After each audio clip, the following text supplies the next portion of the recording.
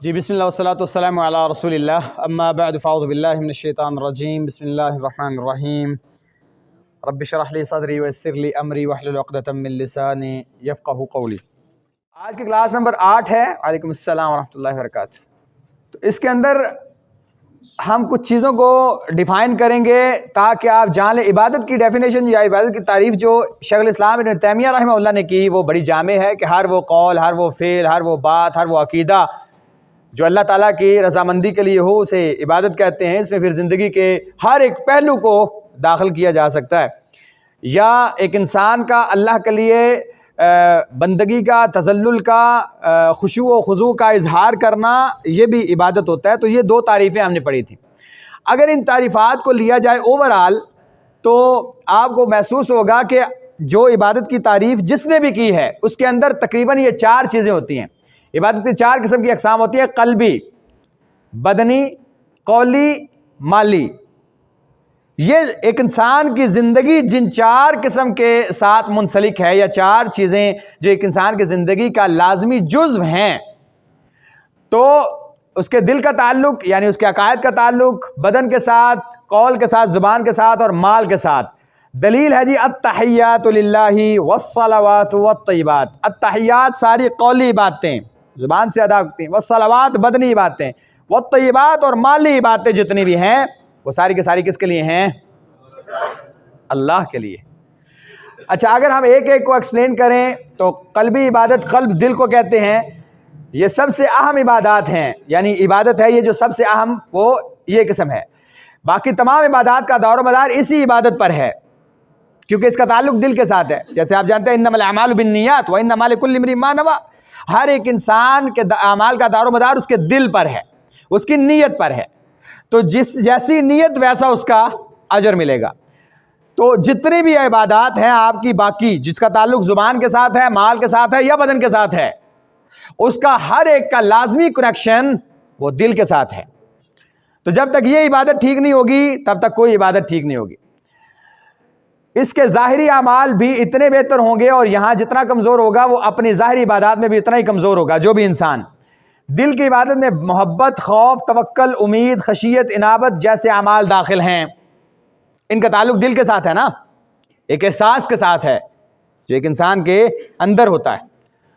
جی number 2، قولی عبادت، زبان کے ساتھ اللہ کی تسبیح، تمجید، تحلیل، تکبیر کرنا، مشکلات میں اکیلے اللہ کو پکارنا، ہر نعمت پر اللہ کا شکر ادا کرنا، زبان سے کسی مسلمان کا دفاع کرنا، نیکی کا حکم دینا، برائی سے روکنا، دوسروں کو اذیت پہنچانے سے اپنی زبان کو روکے رکھنا، یہ سب زبان کی بات۔ ہر وہ چیز جو اللہ کی رضامندی اور شریعت کے مطابق ہے، زبان کا اس کے حساب سے استعمال کرنا، یہ زبان کی عبادت ہے۔ اس میں شکر آتا ہے، ذکر آتا ہے، سبحان اللہ، الحمدللہ، استغفر اللہ، یہ ساری چیزیں یہ زبان کے ساتھ تعلق رکھتی ہیں، تو یہ زبان کی باتیں، تو یہ بھی اللہ کے لیے۔ بدنی عبادت، اللہ کے سامنے جھکنا، قیام، رکوع، سجود، طواف جیسی عبادات محض اللہ کے لیے بجا لانا، والدین کی خدمت، پڑوسیوں کے کام، بیواؤں اور یتیموں کی نگہداشت اور تربیت، مہمانوں کے اکرام، علم کے حصول اور جہاد و قتال کی خاطر اپنے بدن کو تکلیف دینا، یہ سب بدنی عبادات ہیں۔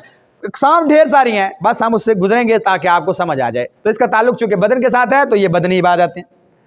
مالی باتیں، اللہ کے نام پر نذر و نیاز اور چڑھاوے اور سبیلیں لگانا، اللہ کے راستے میں خرچ کرنا، دعوت و جہاد، مسلمانوں کی فلاح و بہبود، اسلام کے دفاع اور انسانیت کی بھلائی کے لیے سائنس اور ٹیکنالوجی کے حصول پر پیسہ لگانا، یہ سب صورتیں مال کی عبادت میں۔ آپ صاحب جا کام میں نا یہ شکوک و شبہات پیدا کرتا ہے۔ ہاں جی میں شاید ہوں اس میں صحیح غور نہ لونڈ پڑے۔ بہرحال نہیں، اس کا شک کے ساتھ تعلق یہ نہیں، یہ واقعی بات درست ہے، لیکن اس کا ہم پروجیکٹر کے حساب سے کوئی شکوک و شبہات کی بات کر رہے تھے، کوئی ہمارے درمیان میں کوئی بات چلی تھی تو اس حساب سے۔ اچھا، آپ نے پیچھے کریں صاحب، آپ نے یہاں پہ ایک چیز دیکھی، نذر و نیاز، چڑھاوے، سبیلیں، کیا ہمارے معاشرے میں اس کو عبادت سمجھا جاتا ہے؟ نہیں سمجھا جاتا۔ وہ سمجھتے ہیں یہ کیا، یہ عبادت تھوڑی نہ ہے، ہم تو ایک نیک کام کر رہے ہیں، فلاں کے لیے کر رہے ہیں، وہ اللہ کے نیک بندے تھے۔ اللہ کے بندے تجھے یہی تو نہیں پتا کہ یہ عبادت ہے۔ اور ہر وہ چیز جو عبادت ہوگی، ہم انشاءاللہ ڈیفائن کریں گے، آخر میں سوال و جواب کریں گے، ہر وہ چیز جو عبادت ہوگی یہ یاد رکھ لیں کہ وہ اللہ کے لیے ہوگی۔ اور اللہ کے علاوہ وہ آپ کسی بھی کام کو پہلے دیکھ لیں کہ یہ عبادت ہے یا عادت ہے. اگر وہ عبادت ہے، اس کا تعلق اللہ کے ساتھ ہے، یقین مانیں کہ اگر وہ کسی اور کے لیے ہے تو آپ عبادت میں شرک کر رہے ہیں، مشرک ہیں. تو اس لیے کسی بھی چیز کو پہلے دیکھ لیں. تو جیسے چڑھاوے چڑھانا، آپ کہتے ہیں چڑھاوے چڑھانا کہاں سے آ گیا سر جی دین میں؟ تو آپ جانتے ہیں نا بیت اللہ کے لیے لوگ قربانیاں بھیجتے تھے جسے حد ہی کہتے ہیں. اللہ کے نبی صلی اللہ علیہ وسلم عمرے پہ جا رہے تھے نا، آپ کے ساتھ جانور تھے نا، کس کے تھے بھلا؟ بیت اللہ کے پاس وہاں پہ ذبح کرنے کے لیے، وہ چڑھاوے کے تھے. وہ اللہ کے نام کا چڑھاوا تھا. کس کو؟ بیت اللہ کو. بیت اللہ کی تعظیم کے لیے تھے. جیسے آج کل یہاں سے جانور لے کے جاتے ہیں، کہاں پہ ذبح کرتے ہیں اور سمجھتے ہیں کہ یہ شرک ہے، کیونکہ ان کو پتہ ہی نہیں کہ یہ عبادت ہے. اور میں نے کیا کہا تھا، ہمارے اندر شرک اس لیے بھی موجود ہے کہ ہم توحید کی ڈیفینیشن نہیں جانتے، ہم عبادت کی اقسام ہی نہیں جانتے. تو یہ ہمارے اندر پایا جاتا ہے. 5ویں قسم ہے جی اطاعت. یہ آپ کو یاد ہو گئی، شیخ الاسلام ابن تیمیہ کی تعریف کے 2 پہلو تھے.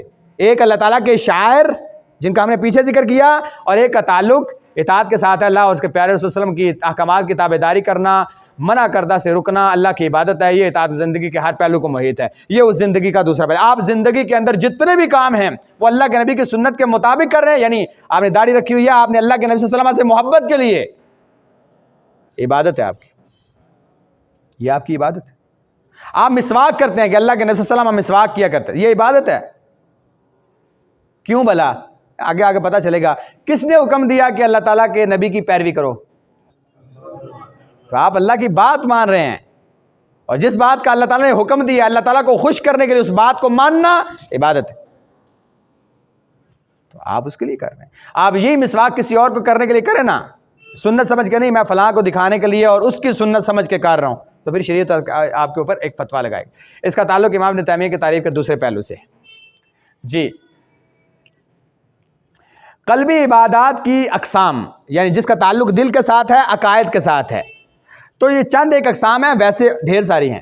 خوف، اس کو اسپیشلی ذکر کیا گیا ہے کیونکہ ہمارے معاشرے میں اس کو عبادت نہیں سمجھا جاتا. محبت، ہمارے معاشرے میں اس کو عبادت نہیں سمجھا جاتا، اس لیے اس کو ذکر کیا.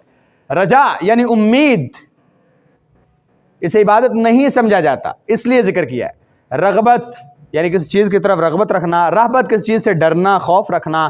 توکل بھروسہ کرنا، عبادت ہے. تذلل اپنے آپ کو انکساری کے ساتھ، عاجزی کے ساتھ رکھنا، کس کے لیے؟ اللہ کے لیے، یہ عبادت ہے اس کی. خشوع و خضوع. جی اچھا، عبادت کوئی بھی عبادت ہو، اس کے اندر یہ 3 چیزیں اس کے ارکان ہوتے ہیں. یہ 3 چیزیں نہیں ہوں گی تو عبادت کا مزہ نہیں ہے، یہ عبادت مکمل نہیں ہے. خوف، امید، محبت. یعنی آپ وہ عبادت کر رہے ہیں اللہ تعالیٰ کے عذاب کے ڈر سے کہ اگر وہ آپ سے پوچھے گا اس کا حق ادا کیوں نہیں کیا، تو آپ کو ڈر ہے کہ وہ مجھے پکڑ نہ لے. ایک خوف. اچھا، امید اس کے قبول ہونے کی کہ وہ میری عبادات کو قبول کرے گا، چاہے اس کا بدلہ اتنا نہیں بنتا لیکن اپنی رحمت سے نوازے گا مجھے. اور محبت، آپ اس کی عبادت مجبوری میں نہیں، اس کی محبت کی وجہ سے کرتے ہیں.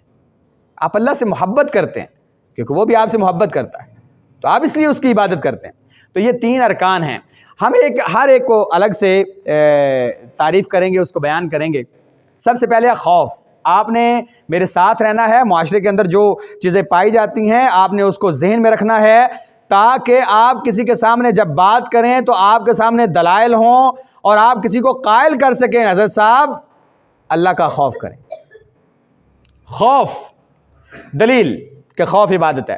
فلا تخافوہم وخافونی ان کنتم مؤمنین. اگر مومن ہو تو کیا کرو؟ مجھ سے ڈرو، ان سے نہ ڈرو. تو ڈرنا بیسیکلی عبادت ہے. اللہ نے کہا مجھ سے ڈرو، میں حق رکھتا ہوں جس سے ڈرا جائے. یہ حق نہیں رکھتے اس سے ڈرا جائے. اچھا، خوف عبادت ہونے کی دلیل اللہ تعالیٰ کا یہ فرمان ہے کہ پس تم انسانوں سے نہ ڈرنا اور مجھ سے ڈرنا اگر تم صاحب ایمان ہو. جی، اب آپ کے ذہن میں جو سوال چل رہے ہیں انشاءاللہ آگے ان کا جواب آ جائے گا. خوف کی بیسیکلی 3 اقسام ہوتی ہیں. نمبر 1 طبعی خوف. انسان کی فطرت اور جبلت میں اللہ تعالیٰ نے خوف رکھا ہے. کیسے؟ وہ خوف تبھی ہے جیسے انسان کا درندے سے، آگ سے، پانی میں ڈوبنے سے ڈرنا وغیرہ، اس قسم کے خوف پر انسان کی کوئی پکڑ یا ملامت نہیں، کیونکہ انسان کی جبلت میں ہے، فطرت میں ہے، فطرت میں داخل ہے یہ خوف. یہ عبادت نہیں ہے، یہ انسان کی فطرت میں رکھا گیا ہے، اس میں کوئی ملامت نہیں ہے کہ آپ کہیں اب مجھے اونچائی سے ڈر لگتا ہے تو میں مشرک ہوں کیا؟ نہیں، یہ آپ کی ایک انسان کی فطرت میں ہوتا ہے بعض چیزوں سے ڈرنا. اللہ تعالیٰ نے موسیٰ علیہ السلام کے بارے میں کیا فرمایا؟ فَأَصْبَحَ فِي الْمَدِينَةِ خَائِفًا يَتَرَقَّبُ. آپ جانتے ہیں نا موسیٰ علیہ السلام کیا کر کے بھاگے تھے مصر سے؟ قتل کر کے بھاگے تھے. جب دوبارہ اللہ نے نبی بنا کے بھیجا تو اب وہ مدینے میں داخل ہو رہے ہیں تو کیا کر رہے ہیں؟ ڈر رہے ہیں. کو میں کام کیا تھا، لوگ پوچھیں گے کہ بھائی یہ دوبارہ، تو ڈرتے ڈرتے داخل ہو رہے ہیں. اب ان کا یہ ڈر فرعون سے، ان کے حواریوں سے شرک ہے. اللہ نے یہ نہیں کہا موسیٰ مشرک ہوتے ہو مجھ سے ڈرو، نہیں، یہ ایک انسان کی طبیعت میں ہے، اس نے کوئی کام کیا ہوا ہے، اس کے مواخذے کا ڈر ہونا تو ایک جبلت میں ہے. جیسے موسیٰ علیہ السلام نے، اللہ تعالیٰ نے فرمایا ما بتلک یمینک یا موسیٰ، موسیٰ یہ ہاتھ میں کیا ہے تمہارے دائیں ہاتھ میں؟ کہا یا اللہ یہ ڈنڈا ہے، میں تکیہ رکھتا ہوں اس پہ، یعنی اس پہ ٹیک لگا لیتا ہوں، بکریاں چراتا ہوں اور بھی بڑے کام لیتا ہوں. تو اللہ تعالیٰ نے کیا فرمایا؟ القھا یا موسیٰ، موسیٰ اسے پھینک ذرا. تو فائدہ کیا تو اللہ تعالیٰ نے حیۃ تسعی، اللہ تعالیٰ فرماتے ہیں وہ اچانک سے بہت بڑا سانپ بن گیا. تو آگے کیا ہے؟ وَلَّا مُوسَىٰ خَائِفًا، اللہ فرماتے ہیں موسیٰ ڈر کے بھاگ نکلے. اوہ سانپ، نہیں موسیٰ ڈرنا نہیں، اسے پکڑو. سَنُعِيدُهَا سِيرَتَهَا الْأُولَىٰ، ہم اسے دوبارہ ڈنڈا بنا دیں گے، ڈرنا نہیں. یہ نہیں کہا موسیٰ مشرک بنتے ہو، نہیں، سانپ سے ڈرنا ایک طبیعت میں ہے، جبلت میں ہے. تو ایسا خوف یہ عبادت نہیں ہے. اچھا کون سا خوف عبادت ہے؟ آگے دوسری قسم خوف کی عبادت ہے کیا؟ کہ آدمی کسی سے خوف کھاتا ہو، اس خوف کی وجہ سے اس کی بندگی عبادت بھی کرے، لہٰذا یہ خوف اللہ کے علاوہ کسی اور سے کھانا جائز نہیں، اس کو اللہ تعالیٰ کے علاوہ کسی اور کے لیے خاص کرنا یا اس کی طرف پھیرنا شرک اکبر ہے، العیاذ باللہ. یعنی آپ کسی سے ڈرتے ہیں اور پھر اتنے عاجزی انکساری کے ساتھ اس کے سامنے بیٹھتے ہیں، آپ آنکھ اٹھائیں گے تو بھسم کر کے رکھ دے گا آپ کو، آواز اونچی کریں گے اعمال غلط ہو جائیں گے آپ اس کی بے ادبی پر آئے توبہ توبہ توبہ. آپ ایک میں مثال دیتا ہوں کلاس میں، یہ بچے جانتے ہیں جو میرے پاس پڑھتے ہیں. آپ نے اکثر و بیشتر دیکھا ہوگا اس میں جو بس سٹینڈوں پہ یہ شاہدولہ کے چوہے اب بڑے کم ہو گئے ہیں، لیکن ایک وقت تھا بہت زیادہ ہوتے تھے. آپ نے دیکھا ہوگا کہ جب وہ کسی سے مانگتے ہیں نا یا اس کے سر پہ ہاتھ رکھتے ہیں تو جس سے وہ مانگ رہے ہوتے ہیں اس کی حالت کیا ہوتی ہے؟ اس کے ذہن میں ہوتا ہے کہ اگر میں نے اسے خالی لوٹا دیا تو کھورے کیا ہو جائے گا میرے ساتھ. میں نے بسوں میں خود دیکھا، آپ نے بھی دیکھا ہوگا، پبلک ٹرانسپورٹ میں سفر کریں نا، کسی جگہ پہ کہیں دور سبز جھنڈی لگی ہو نا تو یہ یہاں سے کر رہے ہوتے ہیں، اشارہ کر رہے ہوتے ہیں سلام کا، آنکھیں نیچی ہو جاتی. یہ تعظیم، یا آپ کا یہاں سے گزرتے ہوئے یہ خوف رکھنا کہ اگر یہاں سے گزر گیا تو پتہ نہیں کیا ہو جائے گا. حضرت صاحب یہ خوف عبادت ہے، یہ اللہ سے ہونا چاہیے کہ میں نے یہ نہ کیا تو اللہ میرے مواخذہ کرے گا، اللہ میری پکڑ کرے گا، یہ عبادت ہے. سید خاندان ہمارے ہاں نا، ڈر سید کا ایک ڈالا جاتا ہے ذہن میں کہ سید زادے کے سامنے بول دیا تو سید پتہ نہیں کیا کر دے گا. پیر و مرشد داڑھی چٹ ہے اور مونچھیں چٹ ہیں، اس کے بعد شلوار ٹخنوں سے نیچے ہے، حدیث کی تعریف نہیں آتی، قرآن پڑھنا نہیں آتا. کیوں جی؟ سید خاندان میں پیدا ہو گیا ہے، پیر ہے. اب وہاں پہ داڑھیوں والے، سفید داڑھیوں والے، نمازی بھی، پرہیزگار بھی، لیکن عقیدے میں ڈر کے مارے اس کے آگے اونچی سانس نہیں لیتے. یہ جو ڈر ہے یہ عبادت ہے، اور یہ انسان مشرک ہے. یہ اللہ کا حق تھا. اللہ کے نبی صلی اللہ علیہ وسلم نے حضرت عبداللہ سے کہا تھا، عبداللہ ساری کائنات جمع ہو جائے نا، تیرا بال بھی بانکا نہیں کر سکتے سوائے اس کے جو اللہ چاہے، اور ساری دنیا اکٹھی ہو جائے رتی برابر فائدہ نہیں دے سکتے اللہ کے جو اللہ چاہے. کلمے اٹھا لی گئیں، صحیفے خشک ہو گئے، جو لکھا جانا تھا لکھا جا چکا. عبداللہ ڈرنے کی ضرورت نہیں ہے کسی سے، طبیعت میں معاملات تو وہ ہوتا ہے. تیسری قسم سری خوف، دل کے اندر. جیسے کوئی آدمی قبر میں پڑے ہوئے مردے سے ڈرتا رہے، یا پھر اسے اپنے بہت دور کسی بزرگ یا ولی یا پیر وغیرہ سے دل ہی دل میں خوف کھاتا رہے، خواہ وہ اس پر اثر انداز ہونے کی سکت بھی نہ رکھتا ہو. تو خوف کی اس قسم کو بھی علماء نے شرک کے زمرے میں داخل کیا ہے. ہوتا ہے کہ نہیں ہوتا؟ ہمارے معاشرے میں ہے کہ نہیں ہے؟ میں نے تو ایسے لوگوں کو سنا کہتے ہیں جی گاڑی چلا رہا تھا اور آہستہ سے اونگ آئی، میں نے فوراً پیر صاحب کو کال ملائی کہ پیر صاحب نے اسلام کے جواب سے پہلے کہا پتر ہوش کر. تو دیکھو پہنچا ہوا کیسے، اسے وہاں پتا چل گیا کہ میں سو رہا ہوں. عقائد دیکھیں، عقائد دیکھیں. وہ یہاں بیٹھا ہوا کچھ نہیں کرتا کہ پیران ہوتے پتہ لگ جائے. یہ جو دل میں ملال، خوف، کوئی میرے ساتھ ایسا کر دے گا، وہ ایسا ہو جائے گا، وہ اس پہ اختیار رکھتا ہے. اللہ کا نیک بندہ جی، یہ سارے احساسات آپ کی عبادت ہیں. اللہ تعالیٰ فرماتے ہیں ان سے نہ ڈرو، یہ خوف میری عبادت ہے. کسی اور سے کرو گے تو مشرک ہو جاؤ گے. یہی خوف نہیں کھاتے تھے مشرکین مکہ، بتوں سے کیا خوف کھاتے تھے؟ یہ نہیں کھاتے تھے. صحابہ نے اٹھا کے باہر پھینکے، توڑ دیے.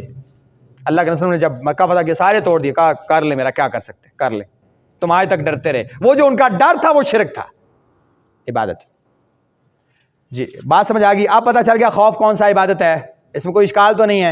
الحمدللہ. قلبی عبادت کی دوسری قسم ہے محبت. دلیل کیا ہے؟ اللہ فرماتے ہیں وَمِنَ النَّاسِ مَن يَتَّخِذُ مِن دُونِ اللَّهِ أَندَادًا يُحِبُّونَهُمْ كَحُبِّ اللَّهِ وَالَّذِينَ آمَنُوا أَشَدُّ حُبًّا لِلَّهِ. اور کچھ لوگ وہ بھی ہیں جو اللہ کے علاوہ دوسروں کو اس کے خدائی میں اس طرح شریک کرتے ہیں کہ ان سے ایسی محبت رکھتے ہیں جیسے اللہ کی محبت رکھنی چاہیے. اور جو لوگ ایمان لا چکے ہیں وہ اللہ سے ان سے زیادہ محبت رکھتے ہیں. یعنی محبت پہلی اور آخری محبت کون ہے؟ آپ کو ایک مثال دیتا ہوں. آپ اللہ کے نبی سے محبت کرتے ہیں؟ اللہ کے نبی کون سی محبت ہے؟ پہلی کہ دوسری؟ دوسری محبت ہے. اور یقین مانے توحید کا یہ تقاضا ہے کہ آپ اللہ کے نبی سے بھی محبت کیوں کرتے ہیں؟ کیونکہ آپ اللہ سے محبت کرتے ہیں. اللہ نے کہا کہ میرے نبی سے محبت کرو، آپ اس کی محبت میں اللہ کے نبی سے محبت کرتے ہیں. تو اللہ کی محبت پہلے ہے. تو یہ لوگ مشرک جو لوگ ہوتے ہیں وہ مخلوق کے ساتھ وہ محبت کرتے ہیں جو اللہ کے ساتھ کرنی چاہیے. وہ محبت کیسی ہوتی ہے؟ وہ محبت کیسی ہوتی ہے؟ محبت کی دو قسمیں ہوتی ہیں. ایک طبعی محبت ہوتی ہے، وہ محبت جو مخلوق کے ساتھ اللہ نے فطرت اور جبلت میں رکھی ہے، والد سے بیٹے کی، یہ تو اللہ نے فطرت میں رکھی ہے محبت، یہ شرک نہیں ہے. ہاں جب یہ محبت کسی جائز کام سے روکنے یا حرام کام کرنے کا سبب نہ بنے تب تک جائز ہے. بیٹا ہے آپ کو محبوب ہے، لیکن جب بیٹے کی نیند آپ کو نماز سے پیاری ہونے لگے، سمجھ جاؤ کہ اللہ کی محبت پر بیٹے کی محبت غالب آ گئی. اب آپ کو بیٹے کی نیند پیاری ہے، اب آپ کو بیٹا پیارا ہے، اللہ پیارا نہیں. نہیں تو ابراہیم سے پوچھو محبت کیسی ہوتی ہے. بیٹے کو کہا نہ ذبح کرو، کہا پوچھو، جاؤ پوچھو محبت بیٹے کی ہوتی ہے زیادہ یا اللہ کی. تو اللہ کی محبت، ہاں طبیعت میں محبت کرتا ہے، بیٹی سے محبت کرتا ہے، والد سے محبت کرتا ہے، لوگوں سے محبت ہو جاتی ہے، یہ طبیعت میں ہے. ہاں جب یہ محبت آپ کی جو طبیعی ہے یہ کسی جائز کام سے روکنے لگے، حرام کام کی طرف جانے کا ذریعہ بنے، تو یہ بھی جائز نہیں ہوتی. اچھا حقیقی محبت، سب سے پہلی اور حقیقی محبت اللہ سے ہونی چاہیے. یہ عبادت کا رکن ہے، یعنی آپ کی باقی تمام محبتیں اس کے تابع ہیں. آپ کسی سے محبت کرتے ہیں تو اس کے کہنے پر محبت کرتے ہیں، یہ محبت آپ کی عبادت ہے. یعنی اس کے کہنے پر آپ کا کوئی کام کرنا اور اس کے کہنے پر کسی کام سے رک جانا، یہ کس کے زیب دیتا ہے؟ ہمارے معاشرے میں ہوتا ہے نا، پیر صاحب اگر آپ کو گوشت منع کر دینا، حرام ہے اللہ کی قسم گوشت کھا کے دکھائیں.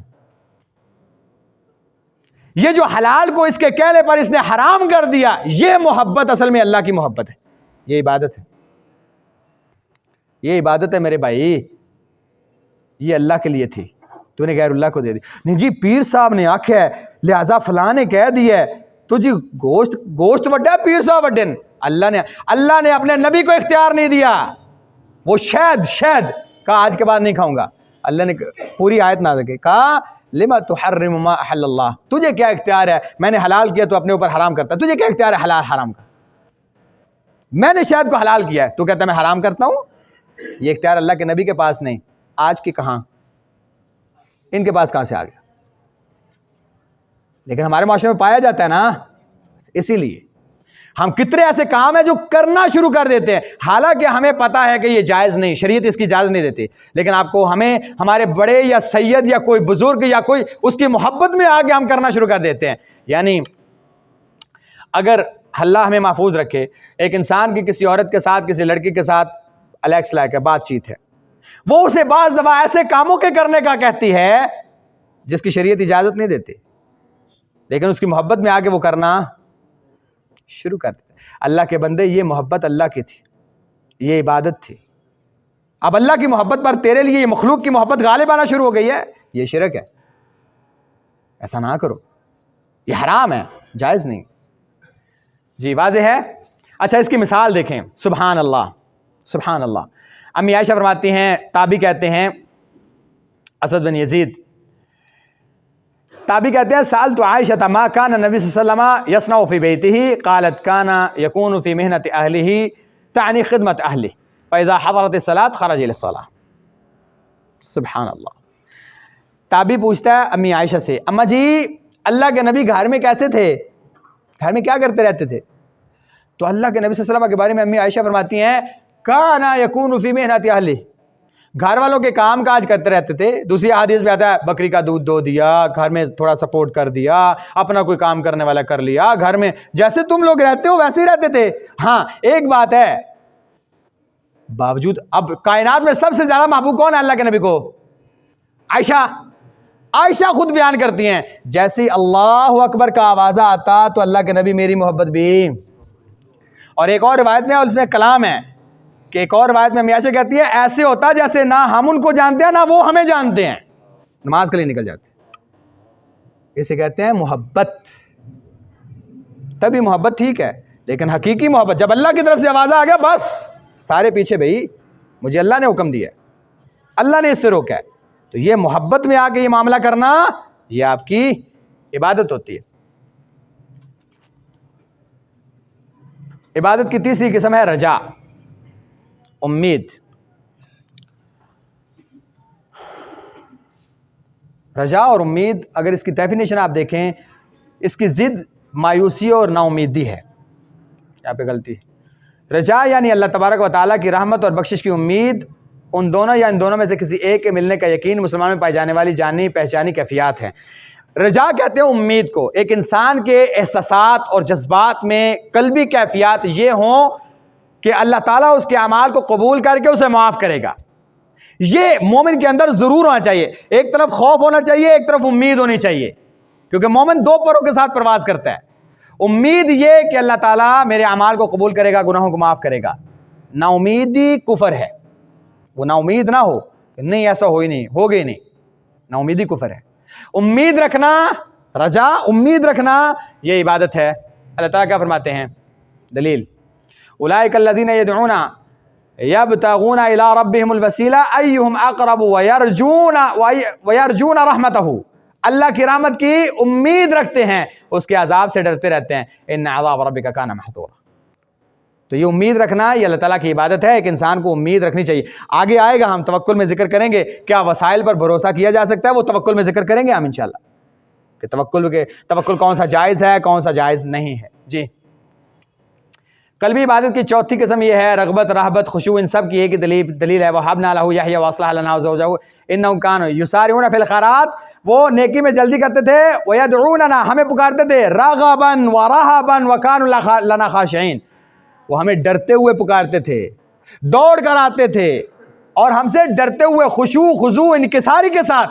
یہ ساری دلی کیفیات یہ عبادت ہیں، اور یہ صرف اللہ آپ کا ڈرنا، انکساری کرنا، عاجزی کرنا، تذلل کرنا، خشوع خضوع یہ اللہ کے لیے ہونا چاہیے، کسی بھی مخلوق کے لیے نہیں ہونا چاہیے۔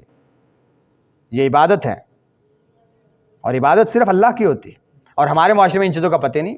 بعض عوام کسی کے ساتھ اللہ کے نبی صلی اللہ علیہ وسلم آپ جانتے ہیں کھڑا ہونے سے کیوں منع کرتے تھے؟ انس کہتے ہیں رضی اللہ تعالیٰ عنہ، اللہ کے نبی صلی اللہ علیہ وسلم جب صحابہ کے درمیان پاس آتے تو صحابہ کھڑے، پتہ کیوں؟ کیونکہ ان کو پتا تھا کہ اللہ کے نبی اس کو ناپسند کرتے ہیں۔ بھلا کیوں؟ یہ تعظیم کے لیے کھڑے ہونا یہ عبادت ہے، اور یہ اللہ کو زیب دیتا ہے۔ آپ نماز میں کھڑے ہوتے ہیں نا ہاتھ باندھ کے تعظیم کے ساتھ، عبادت اللہ کے نبی ناپسند کرتے تھے، بلکہ آپ علیہ السلام فرمایا وہ بندہ جو یہ چاہتا ہے کہ میں آؤں اور لوگ کھڑے ہو جائیں تعبداً فَلْيَتَبَوَّأْ مَقْعَدَهُ مِنَ النَّارِ، اپنا ٹھکانہ جہنم میں بنا لے۔ اس نے وہ کام کیا جو اللہ کو زیب دیتا ہے، یہ کہتا ہے میرے لیے کھڑے ہو۔ یہ وہ چیزیں ہیں جو ہمارے معاشرے میں عام ہے، پتہ نہیں کلاس اسٹینڈ، کلاس سٹ. آپ کھڑے ہیں، آپ آئے ہیں جی تعظیم کے لیے، میں کھڑا ہو گیا تھا جی، ہاں جی پرنسپل صاحب آئے ہیں، کھڑے ہو جائیں جی، اسٹاف کھڑا ہو جائے. کیوں جی؟ پرنسپل صاحب آئے ہیں، ان کی عزت کے لیے، احترام کے لیے، عبادت ہے بھائی، کیوں کھڑے ہو؟ اللہ کے نبی کے لیے صحابہ کھڑے نہیں ہوتے تھے، آپ کیوں کھڑے ہو؟ بہرحال اس کے بعد جی چند ایک چیزیں ہیں، توکل خاص طور پہ، اور زبانی عبادت جو ہے اس میں دعا، پھر دعا کے اندر وسیلہ، ان کو ہم انشاءاللہ کل ذکر کریں گے. توکل کن چیزوں پر کیا جا سکتا ہے، بھروسہ کون سی چیزوں پر جائز ہے، شریعت آپ کو اجازت دیتی ہے، اس کے پیچھے لاجک کیا ہے، کیا وہ چیزیں جن پر بھروسہ کیا جائے کیا وہ شرک کے زمرے میں دیتے آئے گا، یا جائز اور ناجائز چیزیں کیا ہیں. اس کے بعد دعا، یہ آپ کی زبانی عبادت ہے، دعا مانگنا اللہ سے، پھر اگر آپ کسی اور سے مدد کا مطالبہ کرتے ہیں یا وسیلے والا جو کانسیپٹ ہے، یہ انشاءاللہ ہم کل ذکر کریں گے. اقول قولی ھذا واستغفر اللہ لی ولکم ولسائر المسلمین من کل ذنب فاستغفروہ انہ غفور رحیم. اب کوئی سوال کرنا چاہتا ہے تو وہ کر سکتا ہے.